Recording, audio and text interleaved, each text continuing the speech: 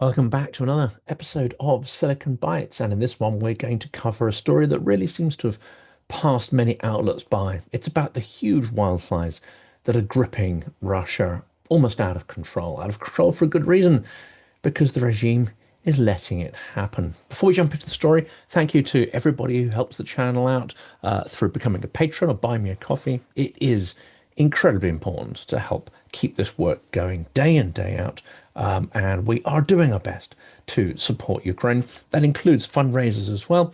You'll find some links in the video to our campaign to generate funds to buy 4x4 trucks, which are incredibly important to help Ukrainians stay alive, help them to keep fighting, and to stay resilient. Now let's jump into the story.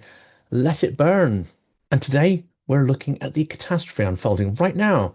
And in fact, for the last couple of months, that has gone largely unnoticed, far from the cameras, beyond the headlines, in the Siberian wilderness. Let it burn has become Russia's unofficial policy towards vast wildfires that started early this year, from February onwards, in Siberia. Putin has focused the country's resources on stealing territory from its neighbour, Ukraine, and setting its cities on fire rather than tackle the flames in its own backyard. The resulting destruction and pollution are a threat on a planetary scale. Russia truly is the arsonist of countries.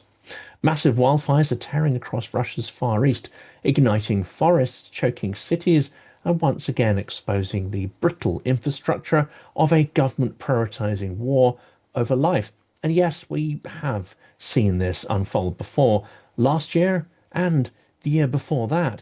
But this year is different because of the scale and because the amount of people and resources that have now been diverted into the war.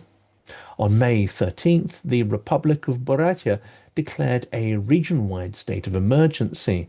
Neighboring Zabaikalsky Krai had already done so in April. More than 1.4 million hectares have burned in Russia so far this year, triple the combined burn area of the United States and Canada at this point.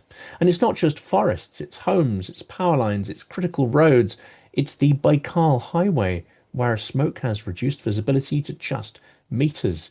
Chita, the capital of Zabaikalsky, was buried under a toxic haze. Valery Schneider, Zabaikalsky forest inspector, explained, "We don't have enough manpower or resources to contain the fires. We need help from other regions." Well, this is not new, but the problem is worsening. Controlled burns meant to prevent larger blazes are being mismanaged. As one forestry expert, Alexei Yaroshenko, put it, in practice, there is not enough manpower and resources to carry out controlled burning on large areas while observing all the necessary safety measures. The result? A dangerous feedback loop. Fires start earlier, this year as early as February in the Far East, and they burn longer, and they destroy more. In the Irkutsk region, fires reached residential districts, 17 houses and a school destroyed in one single day. And the government response? Well, Russia has increased its wildfire budget by about 40% in 2025 to 19.9 billion rubles, or roughly $234 million.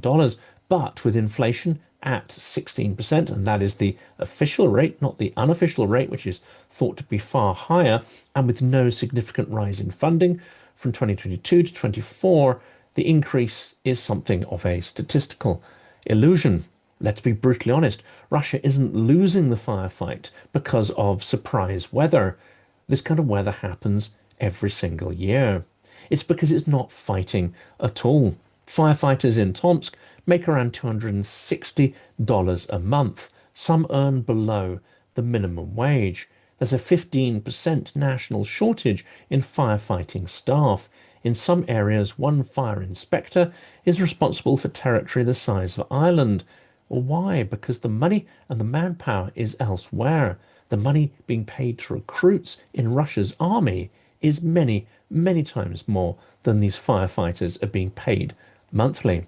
Instead of neglecting the land it has, so Putin can steal another's land, Russia should focus on the chronic problems of its own territory.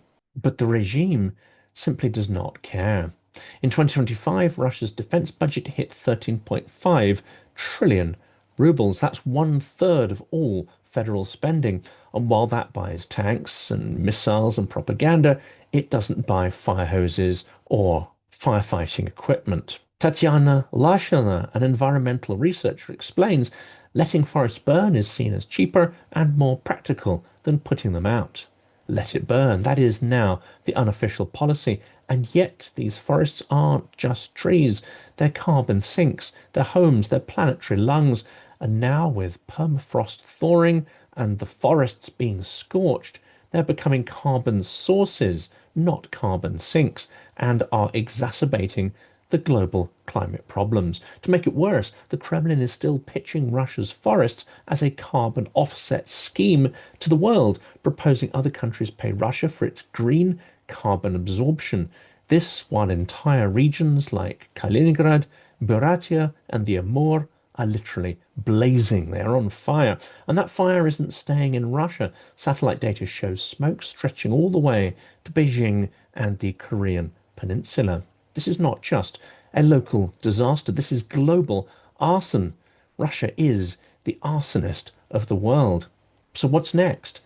The forecast hotter, drier, longer seasons, July and August, are expected to bring thick, toxic smoke to Russia's biggest cities. We're heading into a summer of suffocation unless we confront the truth that the war budget burns forests, that ecological collapse is a state-sanctioned policy of neglect. We'll keep watching the world ignite from the sidelines. Ending Russia's war on Ukraine will not just be a gift for geopolitics or humanity, but for the global environment as well.